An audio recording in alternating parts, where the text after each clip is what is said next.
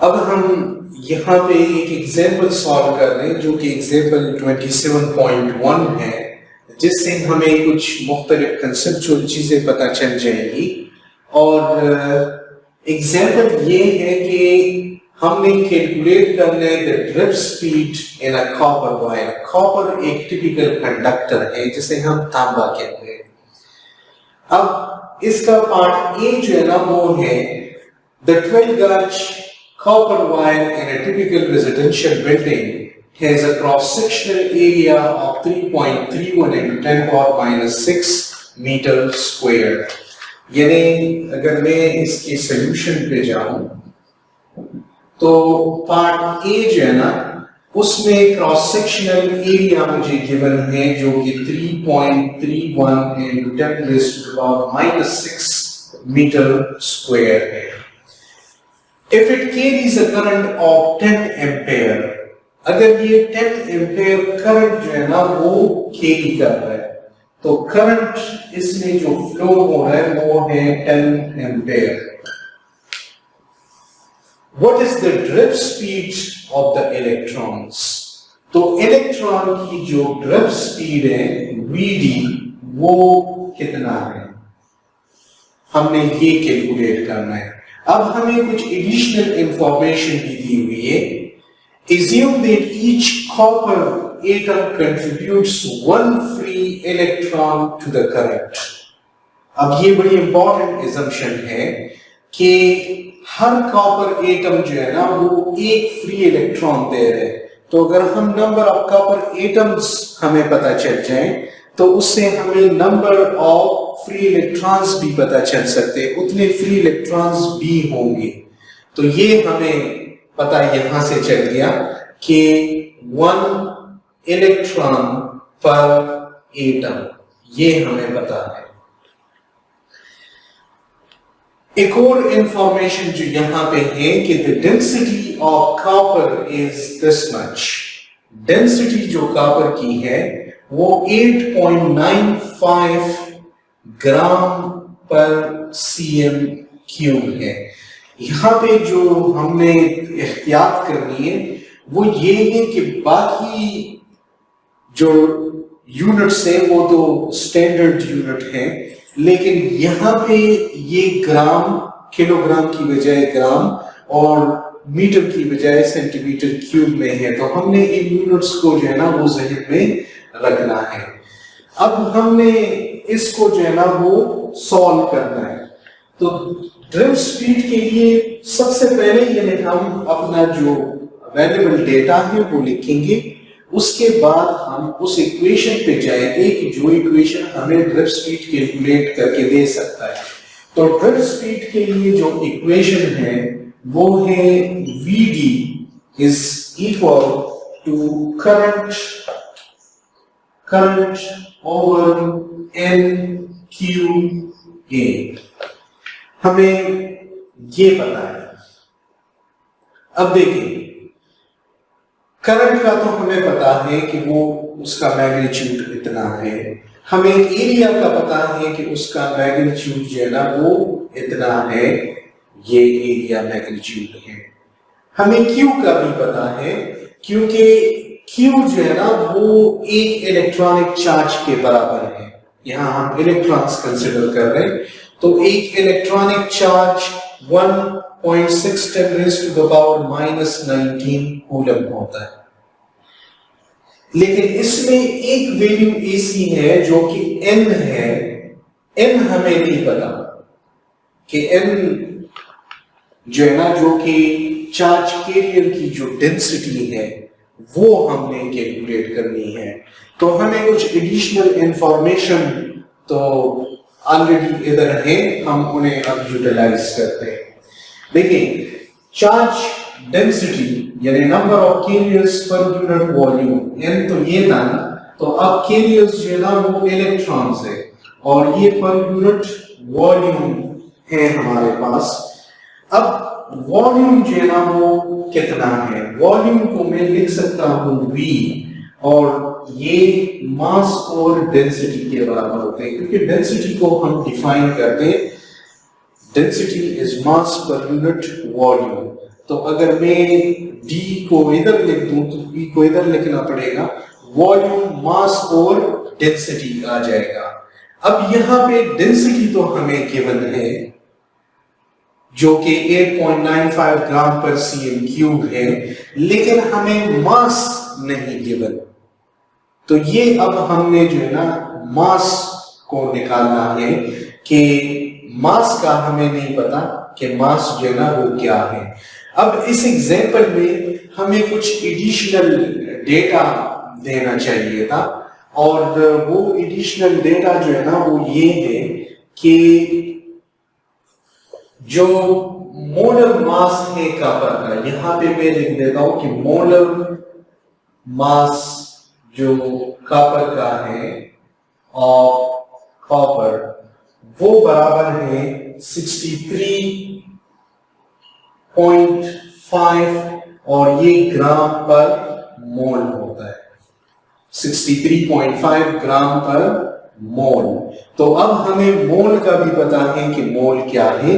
किसी भी मटेरियल के, किसी भी यानी सब्सटेंस के एक मोल में 1 मोल जो है ना वो बराबर होता है अवोगाड्रो नंबर के, जो 6.022 into 23 एटम्स और मॉलिक्यूल्स होते हैं। 1 मोल में इतने होते हैं और इसे हम अवोगाड्रो नंबर कहते हैं।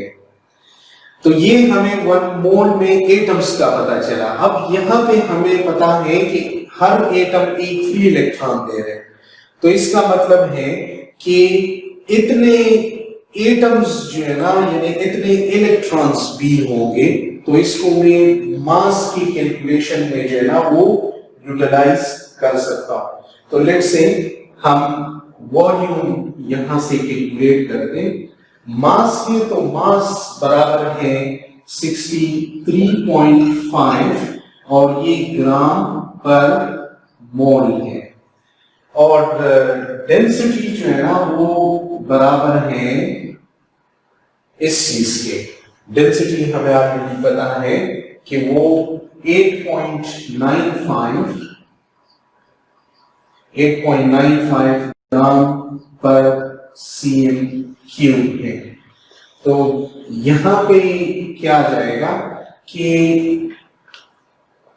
ये ग्राम पर मोल और ये ग्राम पर सीएम क्यूब, जब ये इधर उलट होगा तो सीएम क्यूब और ग्राम आ जाएगा। तो सीएम क्यूब जो है ना वो ये जो ग्राम और ग्राम होंगे वो कैंसिल हो जाएंगे और ये सीएम क्यूब पर मोल आ जाएगा। तो ये 63.5 और इसको अगर मैं कैलकुलेट कर लूं तो 63 यानी ये ऑलमोस्ट 9 है, तो ये 7.09 और सीएम क्यूब पर मोल आ जाएगा। यानी ये हमने वॉल्यूम कैलकुलेट किया, पर मोल इतना वॉल्यूम होगा। अब हम यहां से जो है ना वो n कैलकुलेट कर रहे हैं। अब n जो है ना वो है द नंबर ऑफ कैरियर्स, तो n बराबर हो जाएगा द नंबर ऑफ कैरियर्स में यहां कैलकुलेट कर लेता हूं कि n वो बराबर है नंबर ऑफ कैरियर्स। तो नंबर ऑफ कैरियर्स तो अवोगाड्रो नंबर है, अब इतने एटम्स है तो इतने इलेक्ट्रॉन्स भी है, डिवाइडेड बाय द वॉल्यूम, और इसमें अब वैल्यूज डाल लेते हैं। तो ये 6.022 10 पावर 23 और divide by 7.09 and CM cube पर मोल। और ये इलेक्ट्रॉन्स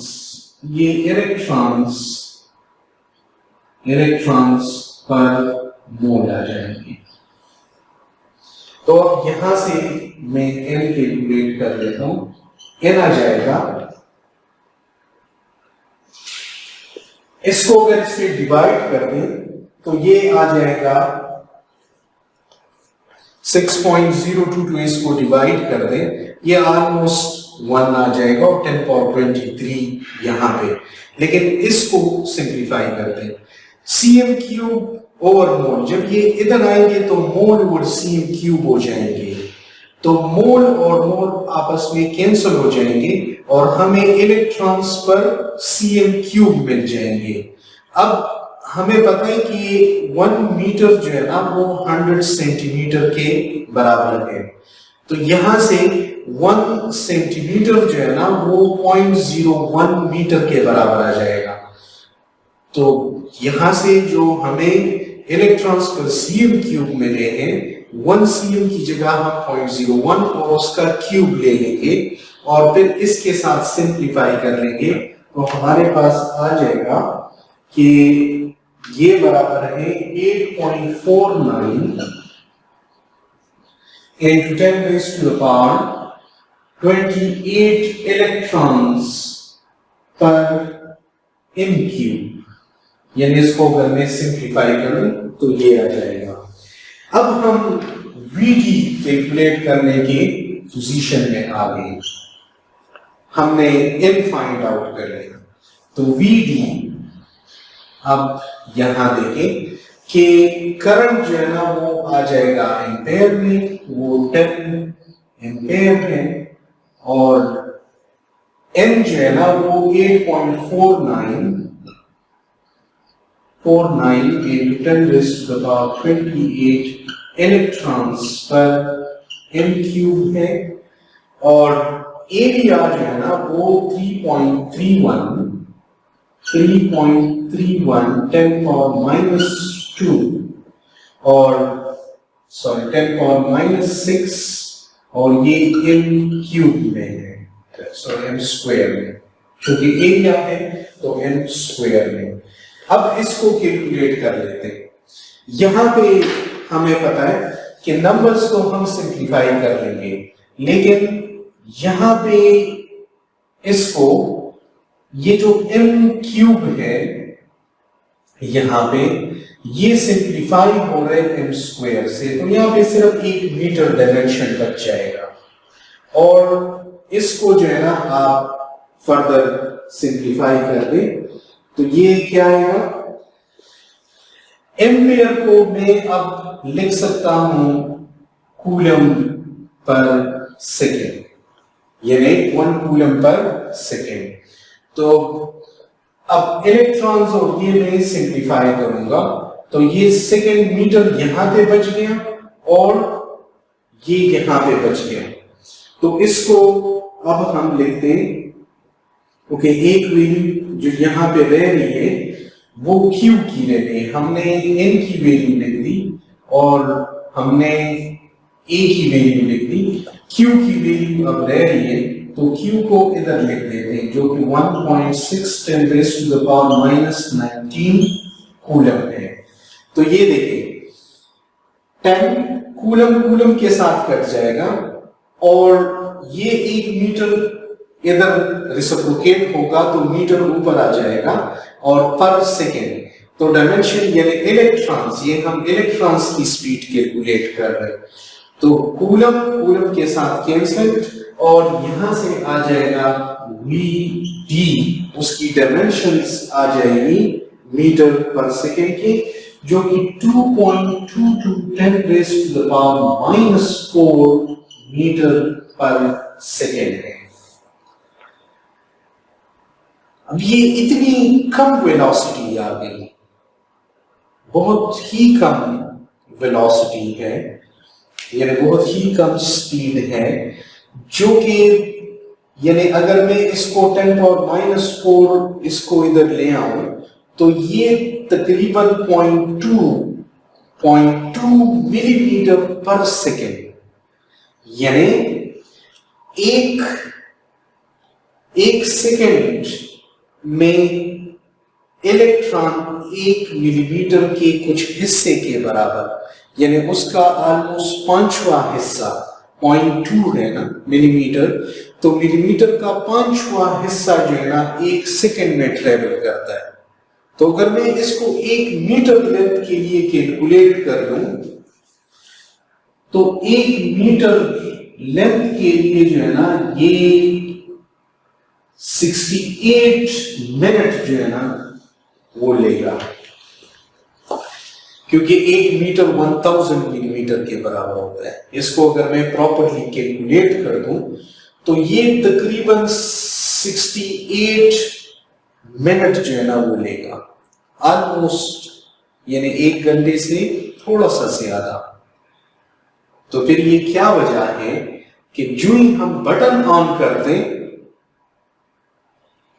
यकदम जो है ना लाइट ऑन हो जाती है, हालांकि इलेक्ट्रॉन अभी उधर पहुंचा भी नहीं है, इलेक्ट्रॉन की स्पीड बहुत कम आ रही है। तो यहां से हमें अंदाजा हो रहा है कि ये पॉसिबल नहीं है, दिस इज ऑलमोस्ट इम्पॉसिबल कि बटन से एक इलेक्ट्रॉन स्टार्ट हो जाए और उधर बल्ब या फैन तक जो है ना पहुंच जाए, बल्कि वो आपस में कोलिजन्स करते हैं, टकराते हैं और वो एनर्जी को जो है ना वो पास ऑन करते हैं। वो बजाते खुद एक जगह से दूसरी जगह जो है ना मूव नहीं करते, बल्कि उनके लिए मूवमेंट की जगह ही नहीं होती और वो एक दूसरे को जो है ना वो पुश करते हैं और इसी पुश से एनर्जी जो है ना वो ट्रांसफर हो जाती है। ये बिल्कुल हम इस तरह कह सकते हैं कि हम अगर मार्बल्स ले लेते और वो एक दूसरे के साथ इस तरह कनेक्टेड हो, हम इधर इस मार्बल को पुश करते तो वो जो एंड वाला मार्बल होगा वो सारा पुश उस तक पहुंच जाएगा और वो लास्ट वाला वहां से दौड़ पड़ेगा। तो ये जो मार्बल्स बीच में थे ये बजाते खुद अपनी जगह से इतना मूव नहीं हुए, बल्कि उन्होंने एनर्जी जो है ना वो ट्रांसफर की है।